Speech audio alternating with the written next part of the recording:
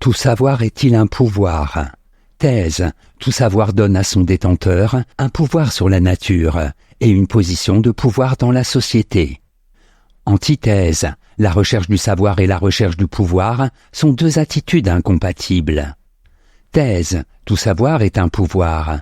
En effet, le désir de savoir est d'abord désir de maîtriser les choses. Savoir et pouvoir sont étroitement liés dans les sociétés modernes. Aujourd'hui, celui dont le savoir est sanctionné par un diplôme acquiert une position de pouvoir. Premier argument, savoir permet de maîtriser la nature. À l'origine, le ressort du savoir, de la connaissance, a été le désir d'avoir une plus grande maîtrise sur les choses. Comme le fait remarquer Bergson, les premières formes de savoir ont été des savoirs pratiques. L'intelligence humaine s'est d'abord appliquée à construire des instruments pour mieux maîtriser la nature. Deuxième argument, pouvoir et savoir sont liés. Michel Foucault, dans plusieurs de ses œuvres, affirme que discours scientifique et pouvoir sont intimement liés. À partir du XVIIe siècle, par exemple, la science devient la justification d'un pouvoir répressif. Le discours médical ou psychiatrique, par exemple, est utilisé pour exercer une surveillance morale ou politique sur les individus. Troisième argument, le diplômé a du pouvoir. Dans la société contemporaine, le savoir confère du pouvoir, surtout si ce savoir est utile, technique ou scientifique. Le médecin, l'avocat, l'informaticien, le technocrate, autant de détenteurs de savoir qui ont aussi une position de pouvoir. La course au diplôme montre bien que l'acquisition du savoir est perçue comme un moyen d'accéder à une bonne situation sociale. C'est de ces grandes écoles, l'ENS, l'ENA ou Polytechnique, que sortent les futurs dirigeants politiques et économiques. En bref, le savoir conduit au pouvoir. Savoir permet de maîtriser les choses et d'avoir un ascendant sur les gens.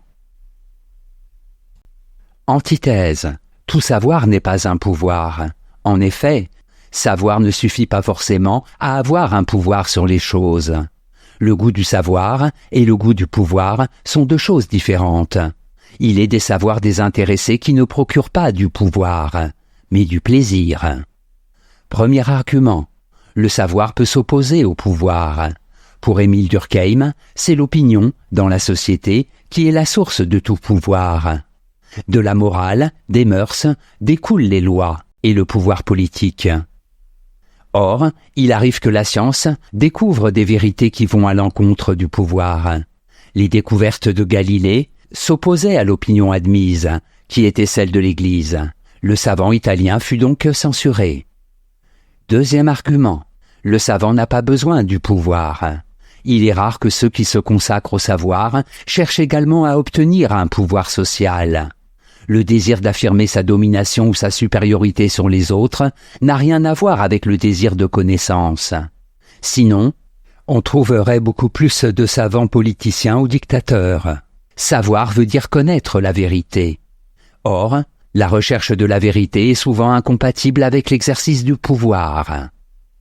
Troisième argument, et savoir devient plaisir.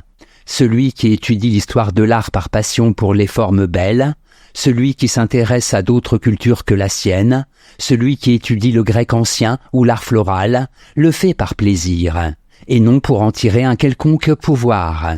Savoir peut être un plaisir en soi, un plaisir intérieur, indépendant de tout pouvoir pratique.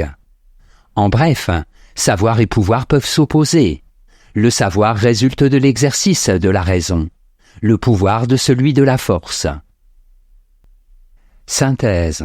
Celui qui détient un savoir détient potentiellement un pouvoir, même s'il ne l'exerce pas. Paul Valéry dit « Je ne sais que ce que je sais faire ». La plupart des savoirs sont en effet applicables. Ils se traduisent par des compétences, un savoir-faire, par une technique.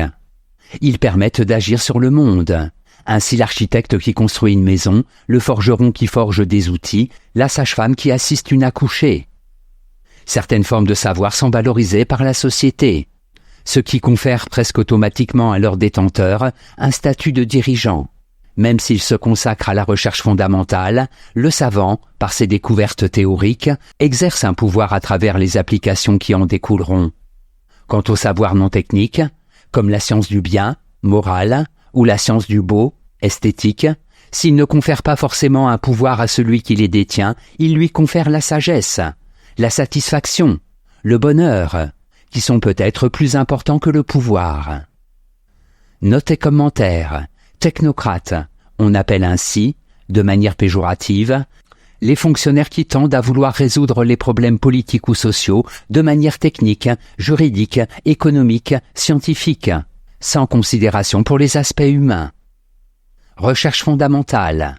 Dans le domaine de la science, recherche théorique, par opposition à la recherche appliquée. Citation.